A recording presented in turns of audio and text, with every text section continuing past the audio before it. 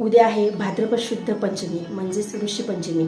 ऋषीपंचमीच्या दिवशी श्री गजानन महाराजांनी संजीवन समाधी घेतली होती आणि यावेळेस 115 वर्षानंतर योगायोग असा आहे की भाद्रपद शुद्ध पंचमीला त्यावेळेस गुरुवार होता आणि उद्या देखील गुरुवारीच आहे. मागच्या वर्षी तारीख आली होती 8 सप्टेंबर आणि महाराजांचं एक अभिवचन होतं की मी गेलो ऐसे मानू नका, भक्तीत अंतर करू नका, कदाही मजलागी विसरू नका, मी आहे येथेच.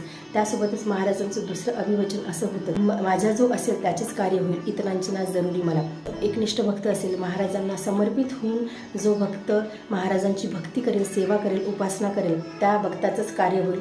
महाराजांना इतरांची जरुरी नाही, महाराजांनी तसं सांगितलं आहे. त्यामुळे ऋषीपंचमीच्या दिवशी ज्यांच्याकडून श्री गजानन जे ग्रंथाचं पारायण करणं शक्य आहे किंवा श्री गजानन महात्म्य या पोथीचं पारायण करणं शक्य आहे त्यांनी ते करावं किंवा महाराजांची उपासना करण्याचा प्रयत्न करा, अखंड नामस्मरण करण्याचा प्रयत्न करा, महाराजांचं श्री गजानन स्तोत्र वाचा किंवा मग 52 तरी वाचण्याचा नक्की प्रयत्न करा. जय गजानन.